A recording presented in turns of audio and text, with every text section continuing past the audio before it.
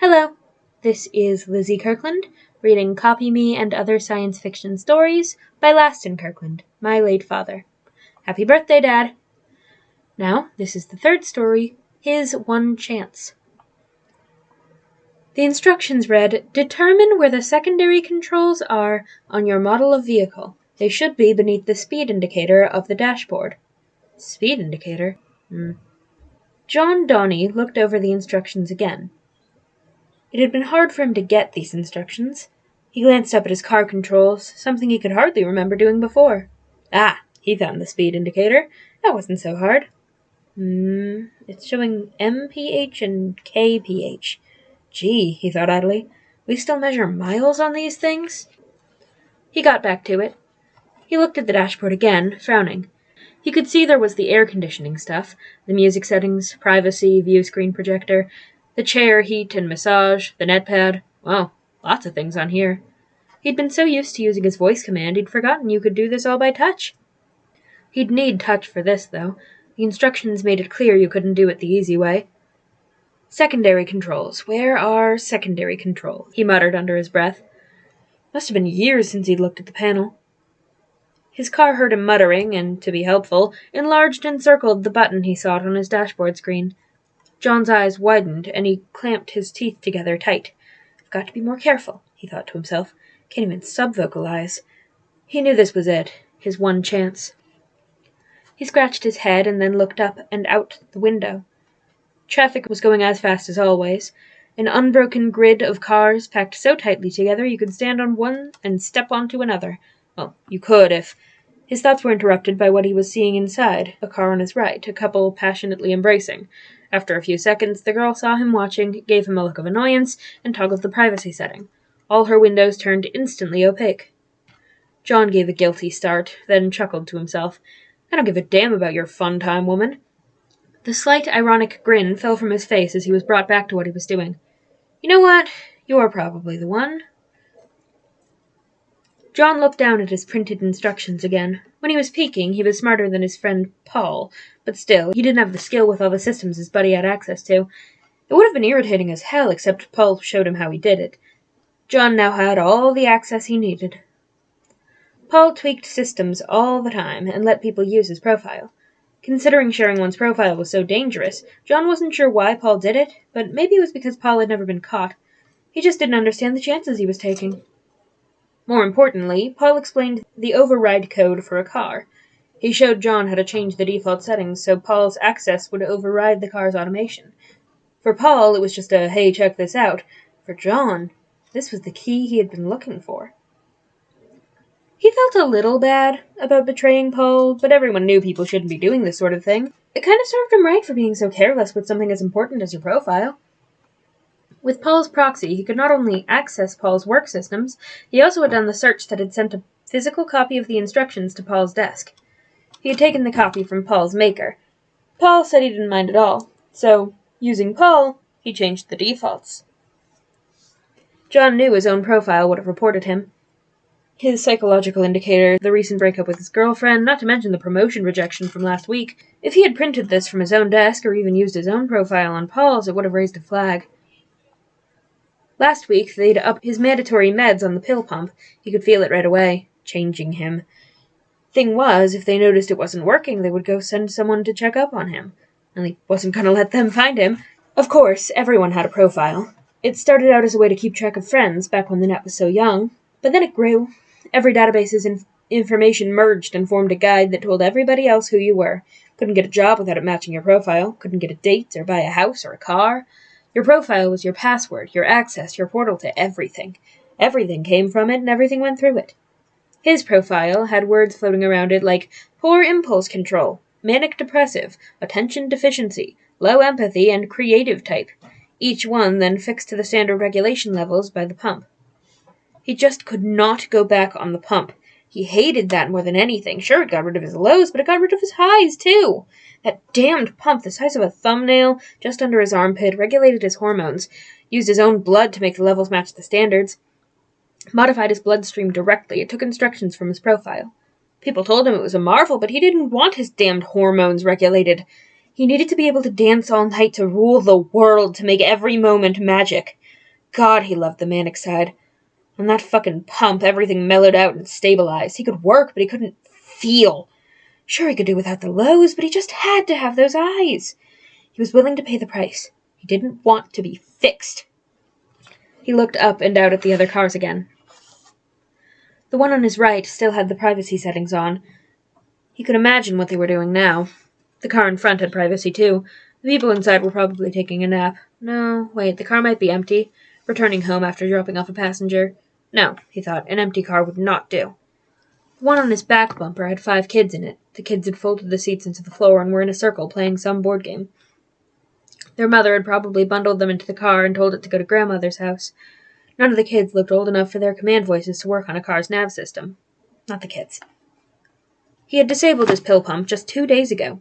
He had felt for the little lump and used a pair of needle-nose pliers to squeeze the hell out of it. He'd had to print the pliers out. Hadn't had a pair in so long. Model 4F661 from a company named Sears. He was rather pleased with how well they worked. He had looked on the net to find what the best tool was for squeezing, and the form factor looked perfect. He felt so in control when he used them. He still had the bruises. A big purple splotch where he'd squeezed the pointy output end shut. He was actually pretty proud of the bruises. Breaking a pill pump without letting his profile know he'd done it was pretty amazing. He felt a little sorry for what he was planning on doing. No one had done this in so long. It would flash all over the net. His name would be legendary. He didn't want it to be the kids, so that left the couple. From the secondary control screen, access the physical drop-down. Wow, he thought, drop-downs, how quaint. He silently thanked the bureaucracy for still requiring human controls. There's the menu. Physical. He had been on the best high he had ever had. It was epic. He walked the world like a god. Every man envied him. Every woman wanted him. He could do anything. It was all so easy. He knew he didn't have much time left before the high vanished and the low set in. He'd be crying and rocking in a heap for a couple of days and then refuse to leave his bed for a week. His profile would notice sooner or later. And then he'd be back on the pump. Now or never. Pay the price. Select vehicular controls. He held his breath when he punched the button, expecting it to all happen right there. The car stayed rock steady, but with a click and a whir, something popped out of his dashboard, much like the gamepad he used on his entertainment wall at home. He exhaled slowly. Okay, so that's how to do it. He looked at it.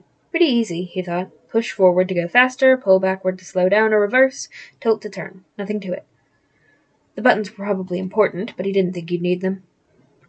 He knew that people used these all the time back in the day. They'd evolved from mechanical linkages that were, by some clever engineering, directly attached to the engine and wheels.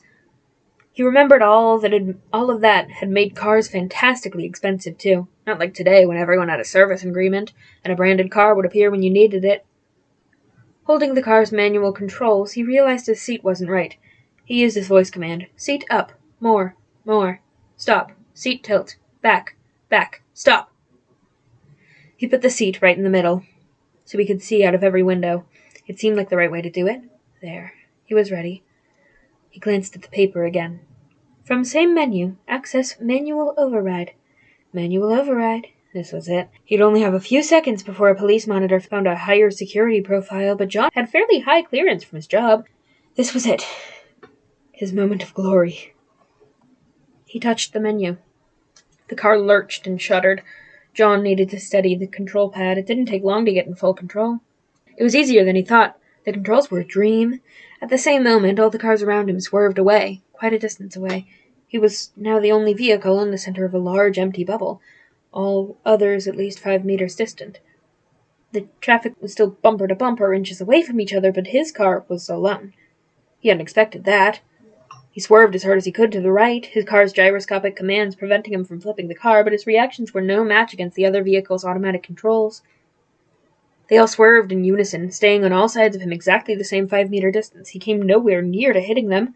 The privacy window went off from the couple, holding their clothing in modesty. They were watching his car in astonishment. He tried again. The couple realized what he was doing, and fear filled their faces. But then they grinned when they saw that John couldn't get any closer to them. The girl gave him the finger. In a wordless cry of frustration, John twisted the control as hard as he could the other direction. His gyroscopic systems easily kept all four wheels on the ground, but wrenched him hard against the inside of his door, but he couldn't hit anything. The car with the kids in it was still behind him. All five had their faces pressed against the glass. Fine. Them. John pulled as much as he could on his control pad, and his car stopped as hard as it would let him. Automatic systems took over the manual and slowed him safely down to a complete stop in fractional seconds. They worked so well, there weren't even marks on the road. The vehicle with the kids easily swerved around him, and all the children rushed to the back window to watch him as traffic carried them away. His cars were sorting themselves back to normality before he was even fully out of sight. The few cars that formed the bubble directly around him calculated his distance and trajectories, making vector changes on the fly to avoid anything he tried. They didn't even slow down. John was wordlessly screaming while speeding the wrong way on a 10-lane highway. It was like an invisible wedge was in front of him, creating a wake that no matter how hard he tried, he couldn't get close to anything. He accelerated to the highest speed his car would go, an impressive 260 kilometers an hour, but nothing was working. Nothing he did could get him close enough to catch up with anyone. John realized that each car was making micro-adjustments to their course so far in advance that John could never get close enough. He realized that the closest this would ever come to making the news would probably be that girl's online diary. He knew his time was almost up. Somewhere a police monitor was flashing a warning sign demanding a human with higher profile give it the okay to override John's override. He spotted a bridge. Accelerating as fast as he could, he aimed directly for the support pylon. "That's not going to dodge!" he screamed out loud as he sped towards it. Then his vehicle slowed. "No! No! No! No!" John now shouting. He'd forgotten to stay silent and started sobbing at his control pad, as his control pad lost all response. His car turned itself around and headed for the off-ramp. He heard the doors lock.